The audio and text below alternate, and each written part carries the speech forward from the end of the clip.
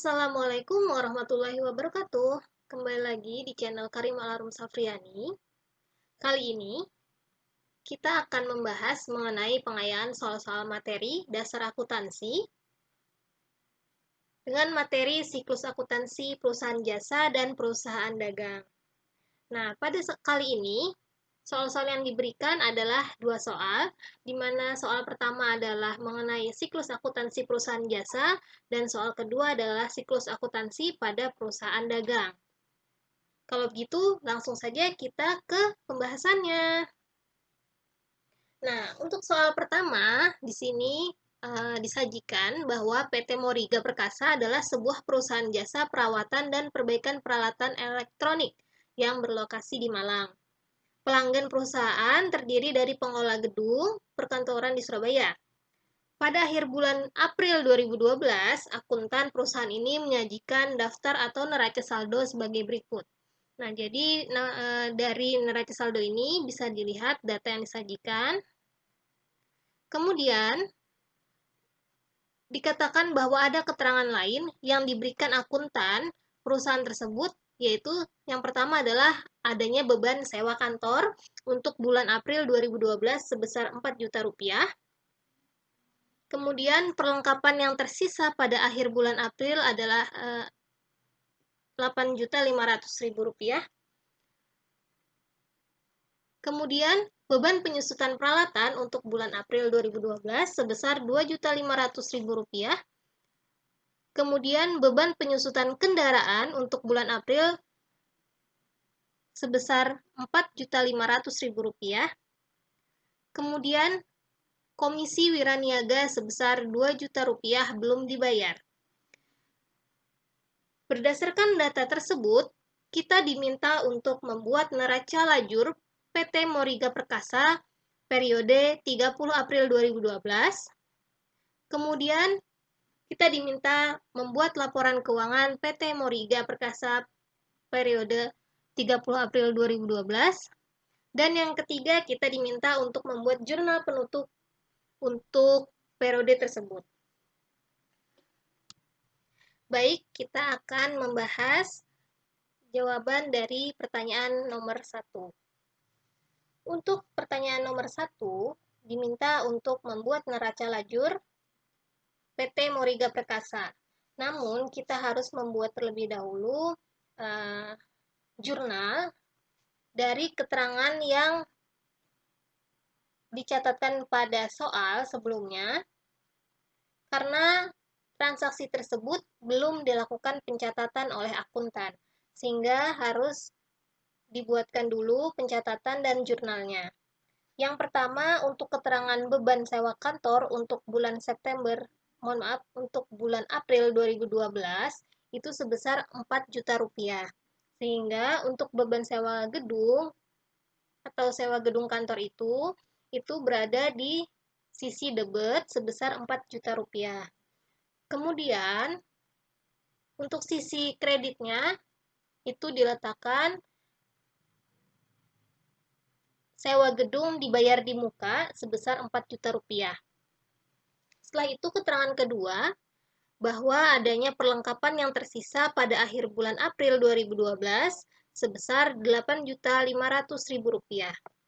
Kita harus menghitung berapa pemakaian perlengkapan pada perusahaan tersebut. Dengan cara pemakaian perlengkapan sama dengan perlengkapan awal dikurang sisa perlengkapan. Untuk perlengkapan awal, dari data itu diketahui bahwa sebesar 29.500.000 rupiah dan sisa perlengkapan itu adalah 8.500.000 rupiah. Sehingga untuk pemakaian perlengkapannya adalah sebesar 21 juta rupiah dari perlengkapan awal dikurang sisa perlengkapan. Nah, untuk itu dituliskan jurnalnya, yaitu beban pemakaian perlengkapan sebesar 21 juta di debit dan perlengkapan sebesar 21 juta di kredit.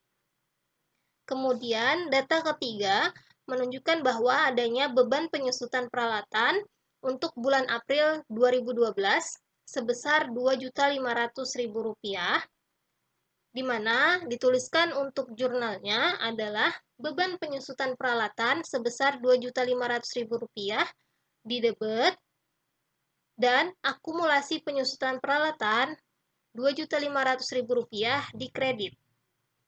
Setelah itu, data ketiga yaitu beban penyusutan kendaraan untuk bulan April 2012 sebesar Rp4.500.000 dan dituliskan jurnalnya yaitu beban penyusutan kendaraan sebesar Rp4.500.000 itu di debit dan akumulasi penyusutan kendaraan sebesar Rp4.500.000 di kredit.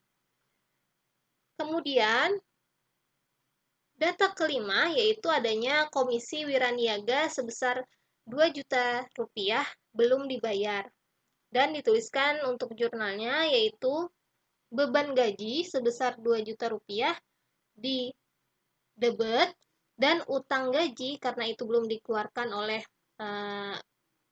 belum dicatat oleh akuntan sehingga itu harus ditulis karena belum dibayar berarti sebagai utang gaji Rp2 juta di kredit.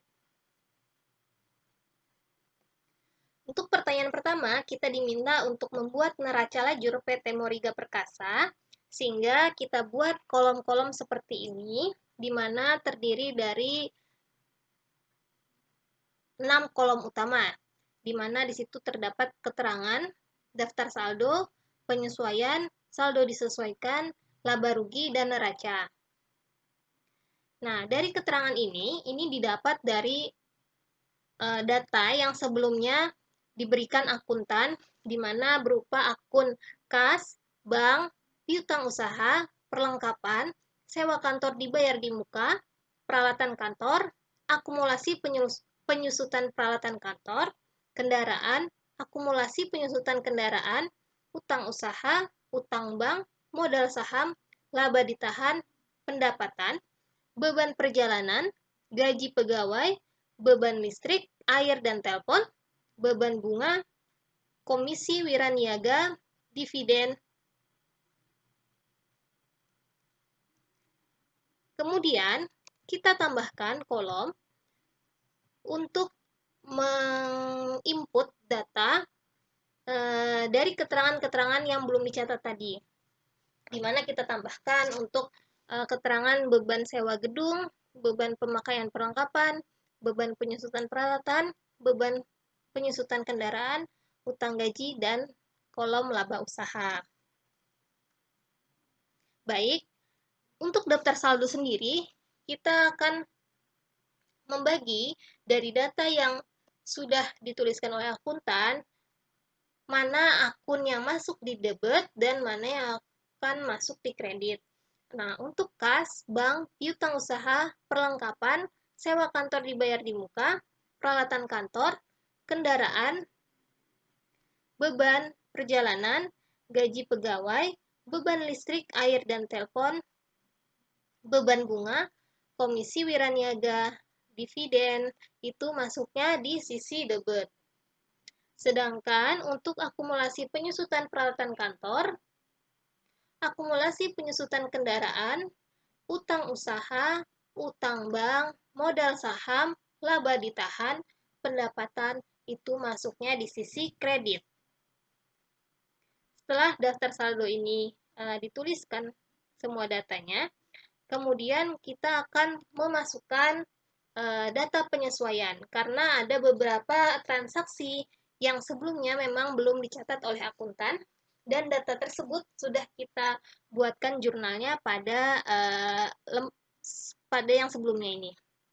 Baik, kita akan memasukkan data di kolom penyesuaian. Nah, kita akan membandingkan di sini daftar saldo antara sisi debit dan sisi kredit itu jumlahnya sama, yaitu seimbang sebesar 515.000 dan sisi kreditnya 515.000 sehingga dua data ini adalah seimbang. Kemudian kita memasukkan penyesuaian. Nah, pada kolom penyesuaian ini diambil dari data yang sebelumnya kita kerjakan, di mana untuk perlengkapan itu sebesar 21 juta, namun di sini kita memasukkan datanya dalam ribuan, sehingga dituliskan sebagai 21.000. Kemudian sewa kantor dibayar di muka, tadi 4.000. Kemudian akumulasi penyusutan peralatan kantor itu 2.500. Akumulasi penyusutan kendaraan sebesar 4.500. Untuk gaji pegawai ada 2 juta, dituliskan 2.000. Kemudian beban sewa 4.000, sewa gedung. Kemudian beban pemakaian perlengkapan 21.000, beban penyusutan peralatan 2.500, beban penyusutan kendaraan 4.500, dan utang gaji sebesar 2.000.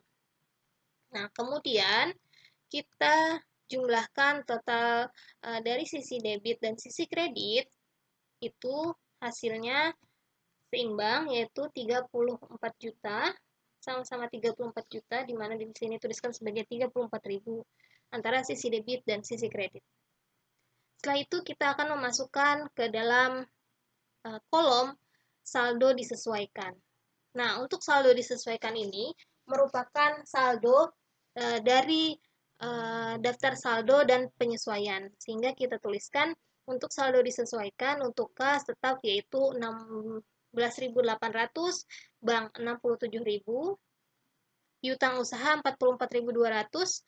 Untuk perlengkapan, karena daftar saldo saat akuntan menuliskan itu sebesar 29.500 atau 29.500.000 rupiah, dan pada data yang belum dicatatkan oleh akuntan, kita menemukan bahwa adanya penyesuaian, yaitu sebesar 21 juta, di mana dituliskan sebagai 21.000, sehingga untuk daftar saldonya yang mulanya itu di sisi kredit, di sisi debit sebesar 29.500 dan penyesuaiannya di kredit sebesar 21.000. Ya, sehingga saldo disesuaikannya 29.500 dikurang dengan 21.000 dan hasilnya adalah 8.500. Nah, untuk sewa kantor dibayar di muka juga terdapat penyesuaian sebesar 4.000, sehingga daftar saldonya yang awalnya adalah 46.000 itu dikurang dengan 4.000, sehingga saldo disesuaikan itu adalah 42.000. Untuk peralatan kantor dia tetap yaitu 92.000. Kemudian akumulasi penyusutan peralatan kantor itu pada awalnya adalah 12.000 di sisi kredit dan penyesuaiannya ada 2.500, sehingga saldo disesuaikannya di kredit, ya, masuk di kredit sebesar 14.500 karena 12.000 tambah 2.500. Selanjutnya untuk kendaraan tetap yaitu 160.000. Untuk akumulasi penyusutan kendaraan yang pada awalnya adalah 32.000, setelah saat penyesuaian 4.500 dan saldo setelah disesuaikan adalah 36.500. Kemudian untuk akumulasi penyusutan kendaraan tadi sudah disebutkan, ya. Kemudian utang usaha, utang bank, modal saham, laba ditahan, pendapatan itu tetap karena tidak ada penyesuaian. Nah, untuk data yang disesuaikan adalah gaji pegawai. Ya, karena tadi belum terbayar sebesar 2 juta rupiah, sehingga ada gaji pegawai pada awalnya di daftar saldo adalah 8.300.000. Data setelah data penyesuaian adalah 2 juta, sehingga dituliskan 2.000. Nah, kemudian saldo disesuaikan itu adalah 8.300.000 dikurang 2 juta, sehingga ditambah 2 juta. Sehingga hasilnya adalah 10.300.000 dan dituliskan sebagai 10.300 di sini, ya, karena ini dalam ribuan. Kemudian beban sewa gedung. Nah, untuk daftar saldo tidak terdapat data bahwa adanya jumlah beban sewa gedung. Namun, pada penyesuaian itu terdapat data ya, atau hitungannya sebesar 4 juta rupiah, sehingga saldo disesuaikan di sini itu sebesar 4 juta rupiah, atau dalam ribuan adalah 4.000.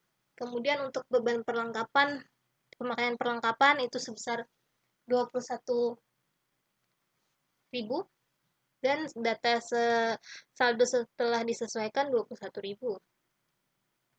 Kemudian untuk penyesuaian berikutnya ada beban penyusutan peralatan sebesar 2.500, sehingga saldo setelah disesuaikan sebesar 2.500.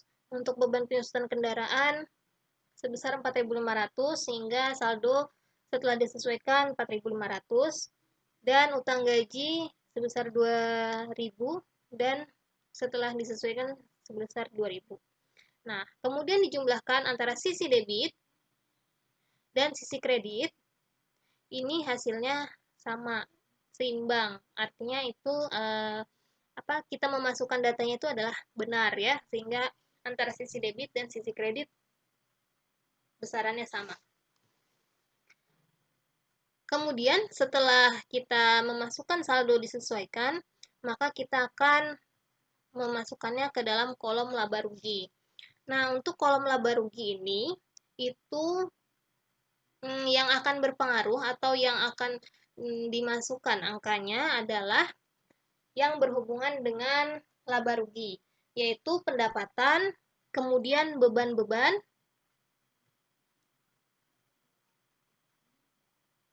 nah sehingga nanti akan dihasilkan laba usaha. Jadi untuk pendapatan kita masukkan di sini sebesar 126.000 di sisi kredit, kemudian beban-beban yang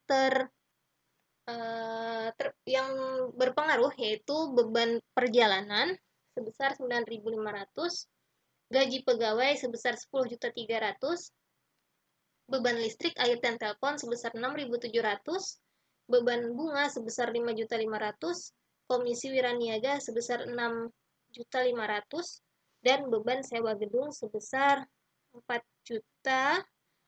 Setelah itu ada beban pemakaian perlengkapan sebesar 21 juta, beban penyusutan peralatan sebesar 2.500.000, beban penyusutan kendaraan sebesar 4.500.000, dan utang gaji sebesar 2 juta. Nah, kemudian laba usaha ini didapat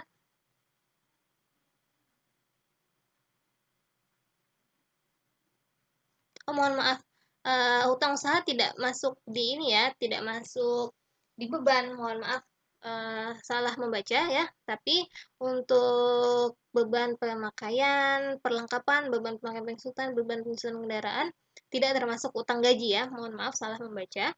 Nah, sehingga laba usaha ini adalah pendapatan, nilai pendapatan yaitu 126 dikurang dengan beban-beban yang ada, sehingga jumlahnya adalah sebesar 55.500.000 rupiah ya, sehingga di sini ditulis 5.500. Nah, kemudian kita akan menghitung jumlah sisi debit dan sisi kredit ya, dan itu seimbang, artinya benar memasukkan data-datanya, sehingga untuk sisi debit pada laba rugi adalah 126 juta, dan sisi kredit juga 126 juta. Nah, setelah dari kolom laba rugi, dilanjutkan memasukkan data ke neraca. Nah, untuk data neraca ini adalah data yang dimasukkan selain data yang dimasukkan pada laporan, pada laba rugi, pada kolom laba rugi. Sehingga untuk pendapatan dan beban-beban tidak dimasukkan lagi di neraca. Sehingga kita masukkan nilai-nilai di saldo sesuaikan itu ke neraca. Ya, jadi dimasukkan, dipindahkan ya, kecuali pendapatan dan beban-beban. Nah, sini bisa dilihat bahwa untuk pendapatan tidak dimasukkan lagi ya, dan beban. Nah, untuk laba usaha yang pada kolom laba rugi itu berada di sisi debit ya, pada saat neraca dimasukkan ke neraca itu dipindahkan ke kolom debit. Mohon maaf, di kolom kredit ya, sehingga dari awalnya adalah laba di kolom laba rugi, laba usaha itu berada di sisi debit, untuk neraca laba ruginya dipindahkan ke sisi kredit. Ya, sehingga dijumlahkan pada neraca ini sisi debit dan sisi kredit itu sama-sama mempunyai nilai sebesar 453.500 pada sisi debit dan kredit, dan itu artinya seimbang. Baik, ini adalah mohon maaf. Ini adalah neraca lajur yang diminta dari soal ya. Sudah kita kerjakan dengan tuntas ya. Kemudian diminta lagi pada soal tersebut adalah laporan keuangan PT Moringa. Nah, untuk laporan keuangan pada soal ini kita membuatnya menjadi 3 laporan ya. Memang kebiasaan kita membuat laporan itu sebagai di mana ya laporannya adalah laporan laba rugi, laporan perubahan ekuitas atau modal, dan neraca. Ya, untuk laporan keuangan, laporan laba rugi, kita yang pertama harus membuat judul. Ya, judul untuk laporannya. Di mana baris pertama judul tersebut adalah nama perusahaan. Ya, di mana dituliskan sebagai PT Moringa Perkasa. Kemudian baris kedua adalah nama laporannya. Karena ini adalah laporan laba rugi, sehingga ditulis laporan laba rugi. Kemudian baris ketiga untuk judul adalah periode perhitungan laba tersebut, yaitu tanggal 1 sampai 30 April 2012. Nah, untuk laporan laba rugi, ini memasukkan data-data pendapatan dan beban-beban. Nah, untuk pendapatan itu nilainya adalah 126 juta. Kemudian untuk beban operasi itu terdiri dari beban perjalanan sebesar 9.500.000, gaji pegawai sebesar 10.300.000, beban listrik, air, dan telepon sebesar 6.700.000, beban bunga sebesar 5.500.000, komisi wiraniaga sebesar 6.500.000, beban sewa gedung sebesar 4 juta rupiah ya. Kemudian beban pemakaian perlengkapan sebesar 21 juta, beban penyusutan peralatan sebesar 2.500.000 dan beban penyusutan kendaraan sebesar 4.500.000. Nah, untuk total beban operasional ini, jadi beban operasional ini dijumlahkan sehingga hasilnya 70.500.000. Untuk menghitung laba usaha adalah dihitung dengan pendapatan dikurang total beban operasi, sehingga sehingga 126 juta rupiah dikurang 70.500.000 rupiah, laba usahanya adalah 55.500.000 rupiah. Kemudian untuk laporan perubahan ekuitas, untuk laporan perubahan ekuitas ini periode 1 sampai 30 April 2012 itu terdiri dari saldo awal, karena pada data yang disajikan akuntan itu ada data bahwa saldo awal perusahaan tersebut modal sahamnya adalah 100 juta rupiah. Kemudian ada data laba ditahan sebesar 46 juta rupiah sehingga dituliskan untuk saldo awalnya. Dan total ekuitas adalah modal saham ditambah laba ditahan, yaitu 100 juta ditambah 46 juta sama dengan 146 juta rupiah. Nah, kemudian itu adalah saldo awal. Kemudian kita akan melihat perubahan yang terjadi selama periode 1 sampai 30 April tersebut. Nah, untuk perubahan itu terdiri dari laba usaha, di mana laba usaha kita bisa lihat di laporan laba rugi yang ini di atasnya ya, itu sebesar 55.500.000 rupiah, dan adanya dividen ya, dividen ini sebesar 23 juta rupiah, di mana di sini negatif, artinya itu dividen ini akan mengakibatkan pengurangan terhadap modal sehingga nilainya negatif. Nah, untuk saldo akhir ya, untuk saldo akhir di mana modal saham adalah 100 juta rupiah, laba ditahan adalah totalnya 78.500.000 rupiah, dan total ekuitas sebesar 178.500.000 rupiah. Setelah itu untuk laporan neraca ya, laporan neraca di sini yang akan dimasukkan adalah data-data aset, di mana terdiri dari aset lancar dan aset tidak lancar. Untuk aset lancar itu terdiri dari kas, bank, dan piutang usaha, di mana total dari aset lancar ini adalah 128 juta rupiah. Untuk aset tidak lancar itu terdiri dari perlengkapan sebesar 8.500.000, sewa kantor dibayar di muka sebesar 42.500.000, peralatan kantor sebesar 92 juta rupiah, akumulasi penyusutan peralatan kantor sebesar 14.500.000 rupiah. Nah, untuk peralatan kantor ini itu harus dihitung peralatan kantor bersihnya karena ada akumulasi penyusutan peralatan, sehingga untuk peralatan kantor bersih itu sebesar 77.500.000. Kemudian ada kendaraan sebesar 160 juta dan akumulasi penyusutan sebesar 36.500.000. Ini akan mengakibatkan pengurangan nilai dari kendaraan itu, sehingga untuk nilai kendaraan bersihnya sebesar 123.500.000. Nah, untuk total aset tidak lancar itu dijumlahkan antara perlengkapan, sewa kantor dibayar di muka, kemudian peralatan kantor bersih, dan kendaraan bersih, sehingga totalnya adalah 251.500.000. Dan total aset sebesar 379.500.000 rupiah, yaitu dari total aset lancar ditambahkan dengan aset tidak lancar. Nah, setelah itu, untuk kewajiban dan ekuitas, untuk kewajiban itu terdiri dari utang jangka pendek dan utang jangka panjang. Untuk utang jangka pendek itu terdiri dari utang usaha dan utang gaji, kemudian utang jangka panjang itu terdiri dari utang bank. Kemudian ekuitas ya, itu terdiri dari modal saham dan laba ditahan. Dan total kewajiban total kewajiban dan ekuitas itu dijumlahkan antara kewajiban ini dan ekuitas, totalnya adalah 379.500.000.